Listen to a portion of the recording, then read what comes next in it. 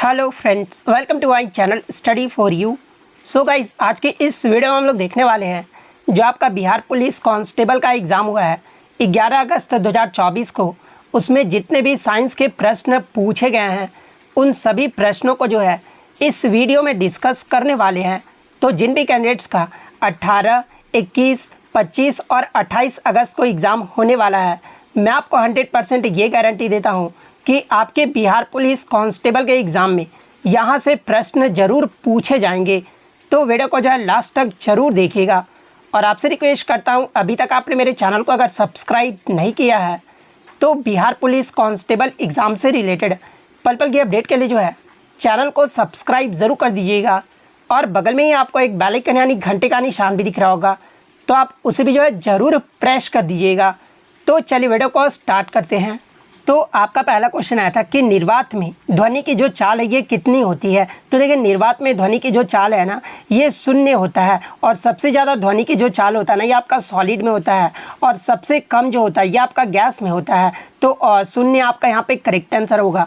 Next question आपका यहाँ पर आता है कि प्रेशर यानी दाब का जो है एसआई मात्रक पूछा गया था। तो देखिए, दाब का जो एसआई मात्रक होता है ना ये आपका न्यूटन पर मीटर स्क्वायर या फिर पास्कल होता है। तो ऑप्शन में आपका पास्कल दिया गया था, तो पास्कल आपका करेक्ट आंसर होगा। नेक्स्ट क्वेश्चन आपका यहाँ पर आता है कि ट्रांजिस्टर का जो आविष्कार है ये किस वैज्ञानिक के द्वारा जो वो किया गया था। तो देखिए, मैं आपको बता दूं कि ट्रांजिस्टर का जो खोज है ना ये आपका 1948 में जो है अमेरिका के 3 वैज्ञानिक के द्वारा जो वो किया गया था। और वो 3 वैज्ञानिक कौन कौन से थे? तो पहले आपके जो है जॉन बर्डिन थे, सेकेंड आपका विलियम शॉकले थे, और तीसरा जो थे ये आपके वॉल्टर ब्राटिन थे। और इन तीनों का जो है 1956 में जो है इसी आविष्कार के लिए जो है नोबेल पुरस्कार से भी जो वो सम्मानित किया गया था। तो ये तीनों आपका यहाँ पे करेक्ट आंसर होगा। नेक्स्ट क्वेश्चन आपका यहाँ पर था कि बुझे हुए चूने का जो है सूत्र पूछा गया था। तो देखिए, बुझे हुए चूने का जो सूत्र होता है ना ये आपका CaOH2 का होल ट्वाइस होता है। और अगर बुझे हुए चूने का रासायनिक नाम अगर पूछा जाए तो देखिए इसका जो रासायनिक नाम होता है ना वो आपका कैल्शियम हाइड्रोक्साइड होता है।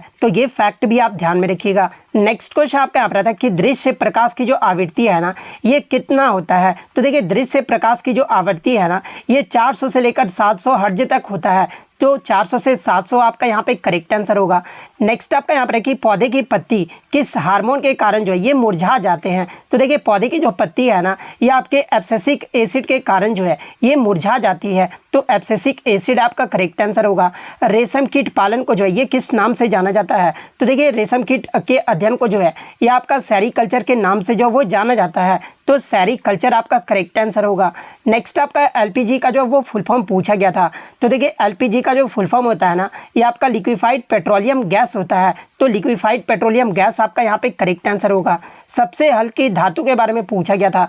तो देखिए, सबसे हल्की जो धातु होता है ना ये आपका लिथियम होता है। तो लिथियम आपका करेक्ट आंसर होगा। नेक्स्ट क्वेश्चन आपका यहाँ पर था कि बच्चा लंबा या फिर बौना ये जो है किस हार्मोन के कारण होता है। तो देखिए, बच्चा लंबा या फिर बौना जो है ना ये आपके STH हार्मोन के कारण होता है। और STH हार्मोन का फुल फॉर्म क्या होता है? तो देखिए, इसका जो फुल फॉर्म होता है ना वो आपका सोमेटोट्रोपिन हार्मोन होता है। और ये जो आपका सोमेटोट्रोपिन हार्मोन है ना ये किस ग्रंथि से निकलता है? तो देखिए, सोमेटोट्रोपिन हार्मोन का जो स्राव है ना ये पीयूष ग्रंथि से जो वो निकलता है। तो ये फैक्ट भी आपको ध्यान में रखना है।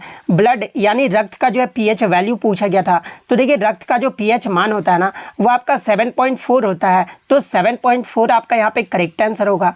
नेक्स्ट क्वेश्चन आपका यहाँ पर आता है कि प्लास्टर ऑफ पेरिस का जो सूत्र पूछा गया था। तो देखिए, प्लास्टर ऑफ पेरिस का जो सूत्र होता है ना वो आपका CaSO4 हाफ, यहाँ पे हाफ कर लीजिएगा, हाफ H2O जो होता है ये आपका प्लास्टर ऑफ पेरिस का सूत्र होता है। लेकिन अगर ऑप्शन में ये दिया रहा है कि CaSO4.2H2O ये जो है किसका सूत्र होता है? तो ये आपका जिप्सम का सूत्र होता है। तो ये फैक्ट भी आपको ध्यान में रखना है। वहीं अगर प्लास्टर ऑफ पेरिस का रासायनिक सूत्र रासायनिक नाम पूछ ले क्या होता है। तो देखिए, प्लास्टर ऑफ पेरिस का जो रासायनिक नाम है ना ये कैल्शियम सल्फेट डाइहाइड्रेट या फिर हाइड्रेट जो होता है इसका जो वो रासायनिक नाम होता है। इसके अलावा एग्जाम में इस एक प्रश्न और यहाँ से पूछा जाता है कि जिप्सम को किस टेम्परेचर यानी ताप पर गर्म करने पर जो है प्लास्टर ऑफ पेरिस जो वो बनता है। तो देखिए, जिप्सम को जब आप 373 केल्विन पर जब गर्म करोगे ना तो ये जो हमें प्लास्टर ऑफ पेरिस जो वो प्राप्त होता है। तो ये तो आपका केल्विन में है। अगर ऑप्शन में आपका सेल्सियस में दिया रहे तो देखिए 120 डिग्री सेल्सियस पे जब आप जिप्सम को गर्म करोगे ना तो हमें जो है प्लास्टर ऑफ पेरिस जो वो प्राप्त होता है। तो ये फैक्ट भी आपको ध्यान में रखना है। नेक्स्ट आपका चीनी का जो है रासायनिक सूत्र पूछा गया था। तो देखिए चीनी का जो सूत्र होता है ना ये आपका C12 S22 और O11 होता है। तो ये ऑप्शन आपका करेक्ट आंसर होगा। प्रोटीन की फैक्ट्री ये जो है किसे कहा जाता है? तो देखिए प्रोटीन की जो फैक्ट्री है ना ये राइबोसोम को जो है वो कहा जाता है। इसके अलावा अगर एग्जाम में पूछा जाए कि राइबोसोम की जो खोज है ये किसके द्वारा किया गया था, तो देखिए राइबोसोम की जो खोज है ना ये आपका 1955 के दशक में जो है आपके रोमानिया के जीव वैज्ञानिक जॉर्ज पैलेडे के द्वारा जो है आपका राइबोसोम की खोज है वो किया गया था। नेक्स्ट आपका यहाँ पर आता है कि प्रकाश में कौन सी तरंग होती है? तो देखिए प्रकाश में जो है ये आपका अनुप्रस्थ तरंग होता है। तो अनुप्रस्थ आपका करेक्ट आंसर होगा। उत्तक के अध्ययन को जो ये क्या कहा जाता है? तो देखिए उत्तक के अध्ययन को जो है ये आपका हिस्टोलॉजी जो है वो कहा जाता है। तो हिस्टोलॉजी आपका करेक्ट आंसर होगा। बल्ब का जो फिलामेंट है ये किसका बना होता है? तो देखिए बल्ब का जो फिलामेंट है ना ये टंगस्टन का जो है वो बना होता है। डीएनए का जो फुल फॉर्म पूछा गया था। तो देखिए डीएनए का जो फुल फॉर्म होता है ना ये आपका डीऑक्सी न्यूक्लिक एसिड होता है। विद्युत धारा का ऐसा यूनिट पूछा गया था। तो देखिए विद्युत धारा का जो ऐसा यूनिट होता है ना ये एम्पियर होता है और एम्पियर को जो ये आपका ए से जो वो डिनोट किया जाता है। तो एम्पियर आपका यहाँ पे करेक्ट आंसर होगा। नेक्स्ट आपका यहाँ पर आता है कि जीवित कोशिका की जो खोज है ये किसके द्वारा किया गया था? तो देखिए जीवित कोशिका की जो खोज है ना ये 1674 में ल्यूवेनहॉक के द्वारा जो है वो किया गया था। तो ल्यूवेनहॉक आपका करेक्ट आंसर होगा।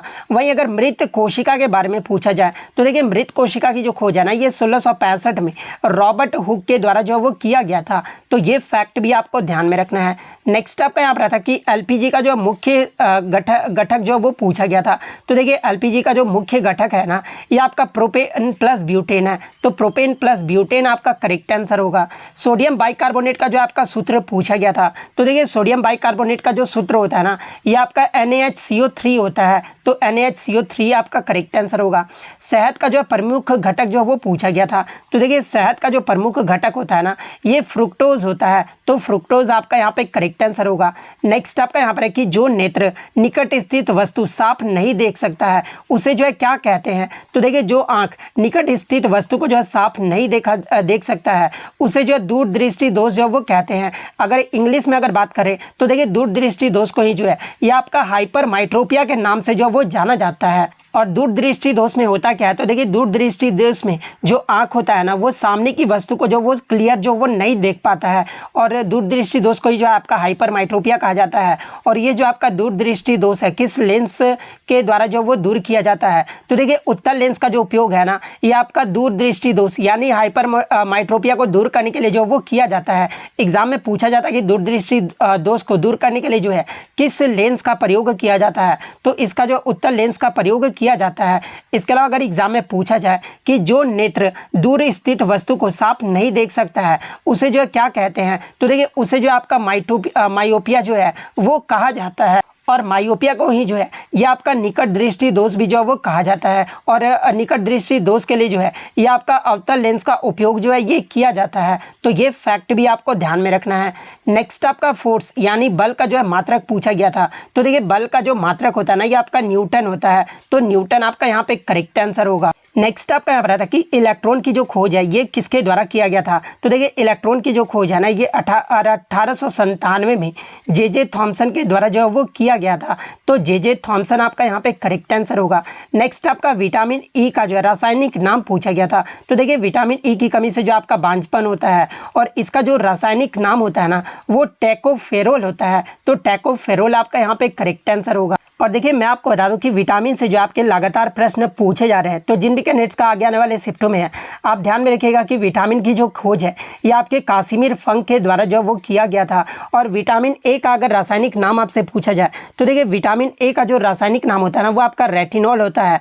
विटामिन सी का अगर पूछा जाए तो देखिए विटामिन सी का जो आपका रासायनिक नाम है ना वो आपका एस्कॉर्बिक एसिड होता है। विटामिन B1 का अगर पूछा जाए तो देखिए विटामिन B1 का जो रासायनिक नाम है ना ये आपका थायमिन होता है। है। इसके अलावा विटामिन B2 का जो रासायनिक नाम होता है वो आपका राइबोफ्लेविन होता है। विटामिन B3 का पूछा जाता है तो देखिए B3 का जो रासायनिक नाम है ना ये आपका नियासिन होता है। B5 का अगर पूछा जाए तो देखिए पेंटोथेनिक एसिड, ये जो आपका विटामिन B5 का जो रासायनिक नाम होता है। B6 का अगर पूछा जाए तो देखिए पायरोडेक्सिन, ये जो आपका B6 का विटामिन नाम होता है। B7 का अगर पूछा जाए तो देखिए बायोटीन जो होता है इसका रासायनिक नाम होता है। इसके अलावा अगर B9 का पूछा जाए तो फॉलिक एसिड जो है इसका आपका विटामिन B9 का जो रासायनिक नाम होता है। विटामिन B12 का जो रासायनिक नाम है ये आपका साइनोकोबाल्मिन होता है। विटामिन A का तो मैंने आपको रेटिनॉल बता दिया है। विटामिन D का अगर पूछा जाए तो देखिए कैल्सीफेरोल जो है ये आपका विटामिन D का जो है रासायनिक नाम होता है। विटामिन K का अगर पूछा जाए तो देखिए फाइलोक्विनोन जो है ये आपका विटामिन K का जो वो रासायनिक नाम होता है। तो ये फैक्ट भी आप ध्यान में रखिएगा। स्पष्ट न्यूनतम दूरी ये जो है कितने सेंटीमीटर होती है तो देखिए स्पष्ट न्यूनतम जो दूरी होता है ना ये 25 सेंटीमीटर होता है। तो 25 सेंटीमीटर आपका करेक्ट आंसर होगा।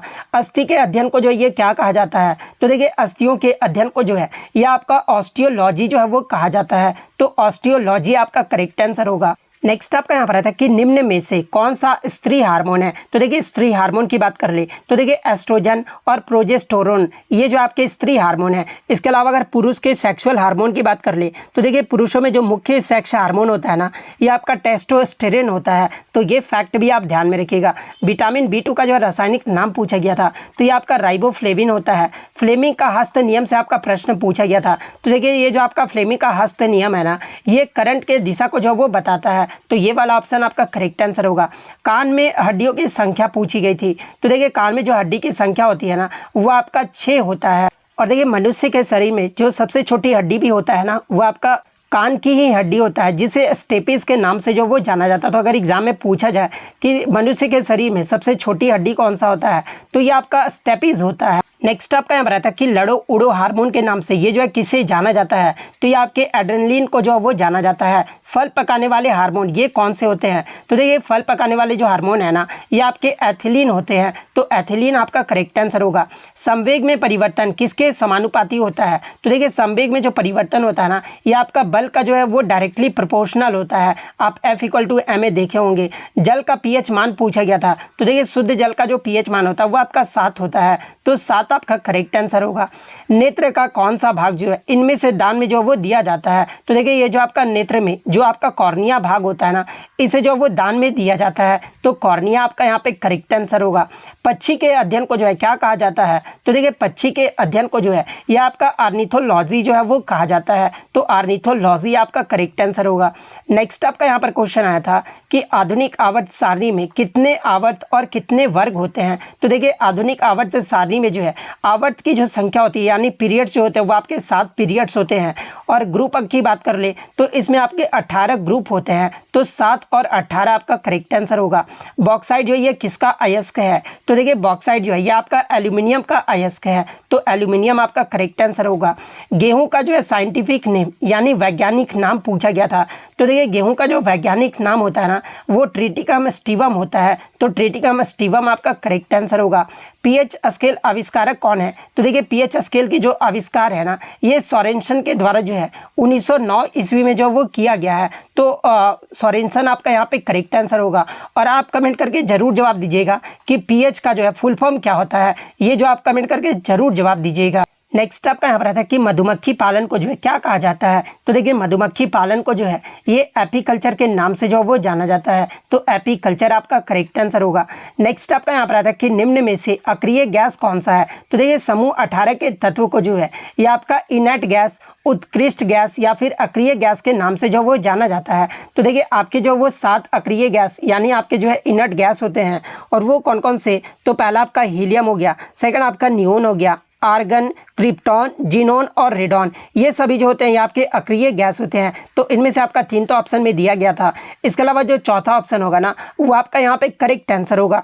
इसके अलावा मैं आपको बता दूं कि जितने भी आपके अक्रिय गैस होते हैं ना ये आपके रंगहीन, गंधहीन तथा स्वादहीन होते हैं। तो ये फैक्ट भी आप ध्यान में रखिएगा। नेक्स्ट आपका फ्रीक्वेंसी यानी आवृत्ति का जो है मात्रक पूछा गया था तो ये आपका हर्ट्ज होता है। तो हर्ट्ज आपका करेक्ट आंसर होगा। पेंसिल बनाने में किसका प्रयोग किया जाता है तो ये आपका ग्रेफाइट का का प्रयोग किया जाता है?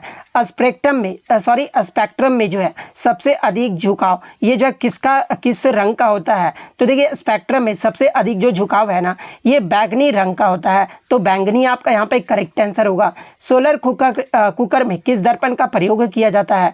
तो देखिए सोलर कुकर में जो है ये आपका अवतल लेंस का प्रयोग जो है वो किया जाता है। इसके अलावा एग्जाम में एक प्रश्न यहाँ से पूछा जाता है कि वाहनों में लगे हुए साइड जो मिरर होता है ना उसमें किस दर्पण का प्रयोग जो है वो किया जाता है? तो देखिए वाहनों में लगे हुए जो साइड मिरर होते हैं ना उसमें जो आपका उत्तल दर्पण का प्रयोग किया जाता है, तो ये फैक्ट भी आपको ध्यान में रखना है। नेक्स्ट क्वेश्चन आपका यहाँ पर था कि एल्कीन का जो वो सूत्र पूछा गया था, तो देखिए एल्कीन का जो सूत्र होता है ना ये आपका CnH2n होता है। अल्केन का अगर पूछा जाए तो देखिए एल्केन का जो सूत्र होता है ना ये आपका CnH2n+2 होता है। अल्काइन का अगर पूछा जाए यानी YnE अगर पूछा जाए तो CnH2n-2 हो जाता है, तो ये फैक्ट भी आपको ध्यान में रखना है। ब्लीचिंग पाउडर का जो सूत्र पूछा गया था तो देखिए CaOCl2 का होल ट्वाइस, ये जो ब्लीचिंग पाउडर का सूत्र होता है। बुझा हुआ चूना का जो CaOS2 का होल ट्वाइस होता है। IUPAC का जो फुल फॉर्म पूछा गया था, तो देखिए IUPAC का जो फुल फॉर्म होता है ना ये आपका international union of pure and applied chemistry होता है, तो international union of pure and applied chemistry आपका करेक्ट आंसर होगा। प्रोकैरियोटिक सेल का जो साइज पूछा गया था, तो देखिए प्रोकैरियोटिक सेल का जो साइज होता है ना ये 0.1 माइक्रोमीटर से लेकर जो है 5 माइक्रोमीटर तक होता है, तो ये ऑप्शन आपका करेक्ट आंसर होगा।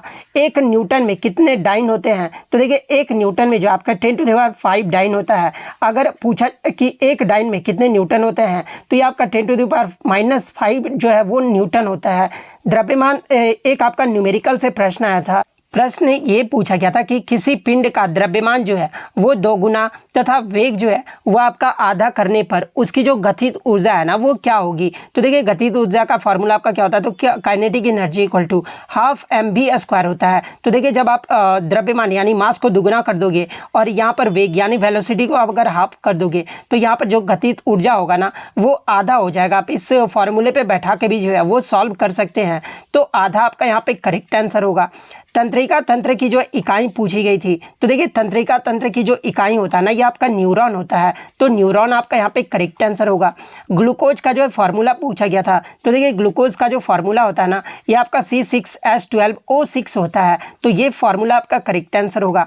पाचन तंत्र का जो है निम्न में से कौन सा हिस्सा नहीं है? तो देखिए मैं आपको बता दूं कि मानव पाचन तंत्र जो है ये आपका मुंह यानी मौखिक गुहा से जो है ये शुरू होता है, जो भोजन चैनल की ओर जो वो जाता है, और भोजन चैनल में जो आपका ग्रसनी यानी गला, अन्न प्रणाली, पेट, छोटी आंत, बड़ी आंत और गुदा से जो ये बना है, तो इनमें से आपका ये 3 तो ऑप्शन दिया गया होगा। इसके अलावा जो चौथा ऑप्शन दिया गया होगा ना वो जो आपका मानव पाचन तंत्र का जो वो हिस्सा नहीं होता है, तो ये आपका यहाँ पे करेक्ट आंसर होगा।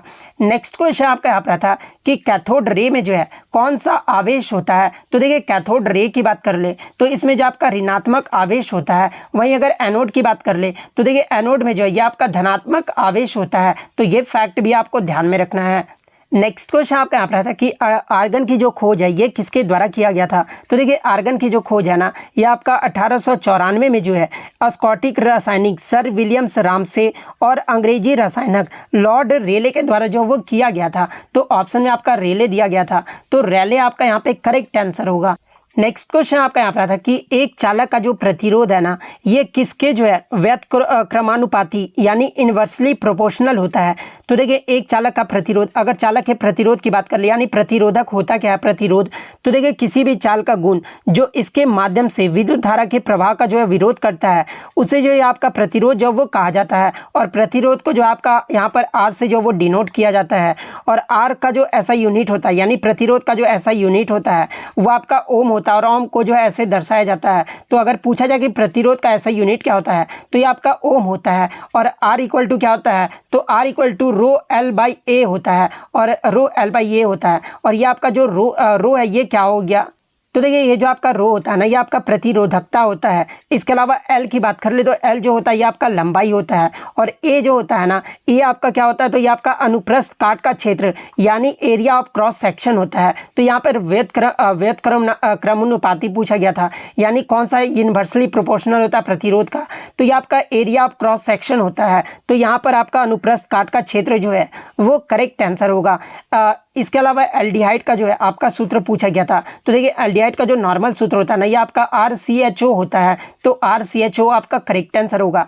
कोशिका की जो खोज है ये किसके द्वारा किया गया था? तो देखिए मृत कोशिका की जो खोज है ना, ये 1665 में रॉबर्ट हुक के द्वारा जो है वो किया गया था। हृदय को शुद्ध रक्त जो है ये किसके द्वारा पहुंचाता है? तो देखिए हृदय को जो शुद्ध रक्त है ना, ये फुफ्फुसीय शिरा के द्वारा जो वो पहुंचाया जाता है। तो फुफ्फुसीय शिरा आपका करेक्ट आंसर होगा। मीथेन का जो है हाइब्रिडाइजेशन पूछा गया था। तो देखिए CH4 का जो हाइब्रिडाइजेशन होता है ना, वो sp3 होता है। तो sp3 आपका यहाँ पे करेक्ट आंसर होगा। नेक्स्ट आपका यहाँ पर आता है कि गतिज ऊर्जा दुगना करने पर संवेग जो है ये कितना होगा? तो देखिए गतिज ऊर्जा दुगना करने पर जो संवेग होगा ना, ये आपका √2 गुना हो जाएगा। तो √2 गुना आपका करेक्ट आंसर होगा। नेक्स्ट क्वेश्चन आपका यहाँ पर आता है कि कौन जो है इनमें से ऊष्माक्षेपी अभिक्रिया नहीं है? तो देखिए सबसे पहले हम लोग जान लेते हैं कि ऊष्माक्षेपी अभिक्रिया ये होता क्या है। तो देखिए मैं आपको बता दूं कि एक ऐसी रासायनिक अभिक्रिया जो प्रकाश या ऊष्मा के माध्यम से जो है ऊर्जा जो वो वितरित करता है, और इसे जो है आपका ऊष्माक्षेपी अभिक्रिया जो वो कहा जाता है। तो अगर वहीं ऊष्माक्षेपी अभिक्रिया के अगर उदाहरण की बात कर ले, तो देखिए बिना बुझे चूने को जब जल के साथ अभिक्रिया किया जाता है, तो ये आपका ऊष्माक्षेपी अभिक्रिया का ही उदाहरण होता है। इसके अलावा अम्ल का जो तनुकरण होता है ना, ये भी आपका ऊष्माक्षेपी अभिक्रिया का जो वो उदाहरण होता है। तो ऊष्माक्षेपी के बारे में मैंने तो आपको बता दिया। एक आपका होता है ऊष्माशोषी अभिक्रिया। ये जो किसे कहते हैं? तो देखिए एक ऐसी अभिक्रिया जिसमें ऊष्मा जो वो अवशोषित होती है, और उसे ही जो आपका ऊष्माशोषित अभिक्रिया जो वो कहा जाता है। और इसमें आपका कौन कौन से उदाहरण आ जाते हैं? तो देखिए कपूर का ऊर्ध्वपातन, ये जो आपका जो है किसका उदाहरण है? तो ये आपका ऊष्माशोषी अभिक्रिया का उदाहरण है। और वाष्पीकरण भी जो है ये आपका ऊष्माशोषी अभिक्रिया का उदाहरण है। तो कपूर का ऊर्ध्वपातन या वाष्पीकरण में से, दोनों में से जो भी ऑप्शन में दिया गया होगा वो आपका यहाँ पे करेक्ट आंसर होगा। नेक्स्ट आपका यहाँ पर आता है कि बोन को बोन से जो है ये कौन जोड़ता है? तो देखिए बोन को बोन से जो है ये आपका लिगामेंट जोड़ता है। तो लिगामेंट आपका करेक्ट आंसर होगा। इसके अलावा एग्जाम में पूछा जाए कि बोन को मांसपेशियों से जो है जोड़ने का कार्य ये जो है किसका होता है? तो देखिए बोन से मांसपेशियों को जोड़ने का जो कार्य है ना, ये आपका टेंडन का होता है। तो ये फैक्ट भी आपको ध्यान में रखना है। नेक्स्ट क्वेश्चन आपका यहाँ पर आता है कि लोहे में जंग लगने का जो है कारण क्या है? तो देखिए जब ऑक्सीजन के संपर्क में आता है तो ये जो है लोहे में जंग लग जाता है। तो ये वाला ऑप्शन आपका करेक्ट आंसर होगा। कोश में जो है कितने उपस्थित इलेक्ट्रॉन होते हैं? तो इसका आपको फार्मूला पता होना चाहिए। 2n² होता है। तो अगर KLM M, तो यहाँ पर M का पूछा गया है। तो यहाँ पर M कोश में जो उपस्थित इलेक्ट्रॉन होते हैं ना, वो आपके 18 होते हैं। इसके अलावा 2, 8, 18 और 32, इस प्रकार से जो आप ध्यान में रखिएगा। 22 कैरेट गोल्ड जो है ये किसका उदाहरण है? तो देखिए 24 कैरेट गोल्ड को जो है ये शुद्ध सोना जो वो कहा जाता है। लेकिन 22 कैरेट गोल्ड जो है ये आपका मिश्र धातु का उदाहरण है। यानी जो आपका कुछ आपके सिल्वर के भी जो है तत्व मिलाए गए होंगे, इसलिए मिश्र धातु आपका करेक्ट आंसर होगा। विद्युत परिपथ में ऊर्जा की जो खपत दर है ना, ये कौन सी होती है? तो देखिए विद्युत परिपथ में ऊर्जा का जो खपत दर है ये आपका विद्युत शक्ति होता है। तो विद्युत शक्ति आपका करेक्ट आंसर होगा। बिच्छू के डंक में कौन सा अम्ल होता है? तो देखिए बिच्छू के डंक में जो है ये फॉर्मिक अम्ल होता है। ऑडोमीटर का जो उपयोग है ये किसके लिए किया जाता है? तो ये आपके वाहन की गति के लिए जो वो किया जाता है। लोहे को जंग से बचाने के लिए इस पर जो है किसका लेप चढ़ाया जाता है? तो ये आपका जिंक का लेप जो है वो चढ़ाया जाता है। और इसी प्रक्रिया को जो है ये आपका गैल्वेनाइजेशन जो है वो कहा जाता है। वर्मी कंपोस्ट ये जो है क्या होता है? तो देखिए वर्मी कंपोस्ट जो है ये आपके जैविक खाद होते हैं। तो जैविक खाद आपका करेक्ट आंसर होगा। ऑप्टिकल फाइबर का जो आविष्कार है ये किसके द्वारा किया गया था? तो ये आपके नरिंदर सिंह कंपानी के द्वारा जो है वो किया गया था। प्रोटीन कितने अमीनो अम्ल से जो वो बना होता है? तो देखिए प्रोटीन जो होता है ये आपके 20 अमीनो अम्ल से जो वो बना होता है। तो 20 आपका करेक्ट आंसर होगा। नेक्स्ट क्वेश्चन आपका यहाँ रहा था कि गुरुत्वीय बल अधिक जो है ये सबसे कहाँ पर होता है? तो देखिए सबसे अधिक जो गुरुत्वीय बल है ना, ये ध्रुव पर होता है। तो ध्रुव आपका करेक्ट आंसर होगा। सिस्मोग्राफ का जो उपयोग है ये किसके लिए किया जाता है? तो ये आपके भूकंप के तरंग को मापने के लिए जो वो किया जाता है। नेक्स्ट आपका यहाँ पर आता है कि पेनिसिलिन की जो खोज है ये किसके द्वारा किया गया था? तो ये आपके अलेक्जेंडर फ्लेमिंग के द्वारा जो वो किया गया था। मनुष्य का नाक, कान, श्वसन नली किस ऊतक से बना होता है? तो देखिए मनुष्य का जो नाक, कान और श्वसन नली है ना, ये आपके उपास्थि ऊतक से जो वो बना होता है। तो उपास्थि आपका करेक्ट आंसर होगा। पादप कोशिका में कठोरता जो ये किसके द्वारा प्रदान की जाती है? तो ये रिक्तिकाओं के द्वारा जो वो प्रदान किया जाता है। निम्न में से कौन सा जो है वायु जनित रोग है? तो देखिए वायु जनित रोग की अगर मैं बात कर लूँ तो देखिए खसरा, इसके अलावा तपेदिक, इसके अलावा इन्फ्लुएंजा, चिकन पॉक्स, एंथ्रेक्स और टीबी, ये सभी जो रोग है ना, ये आपके वायु जनित रोग हैं। तो इनमें से जो भी ऑप्शन में दिया गया होगा वो आपका करेक्ट आंसर होगा। नेक्स्ट आपका यहाँ पर आता है कि व्यायाम के दौरान कौन सा ऊतक जो है वो गति करते हैं। तो देखिए व्यायाम के दौरान ये जो आपका पेशी ऊतक होता है ना, ये गति करता है, तो पेशी ऊतक आपका करेक्ट आंसर होगा। नेक्स्ट आपका यहाँ पर आता है कि महिलाओं में कितने जोड़े गुणसूत्र होते हैं। तो देखिए महिलाओं में गुणसूत्र की बात कर ले तो ये आपके 23 जोड़े जो वो गुणसूत्र होते हैं। वायुमंडल में नाइट्रोजन का कितना प्रतिशत होता है, तो ये आपका 78% होता है। उदासीन विलयन का पीएच मान कितना होता है, तो देखिए उदासीन विलयन का जो पीएच मान है ना, ये 7 होता है, और इसे जो आपका न्यूट्रल जो वो कहा जाता है। एसिड जो होता है ये आपका 7 से जो वो नीचे होता है, और बेस जो होते हैं आपके 7 से ऊपर जो है 14 तक होते हैं। तो ये फैक्ट भी आपको ध्यान में रखना है। तो इतने साइंस जो है बच्चों के द्वारा मुझे मिल पाए थे, जो कि आपके 100% रियल और ऑथेंटिक है। तो इसी तरह किसी भी एग्जाम का रियल एनालिसिस पाने के लिए जो है चैनल को सब्सक्राइब जरूर कर दीजिएगा, और अगर वीडियो अच्छी लगी हो तो वीडियो को जो है लाइक जरूर कर दीजिएगा। तो मिलते हैं नेक्स्ट वीडियो में, तब तक thank you, all the best.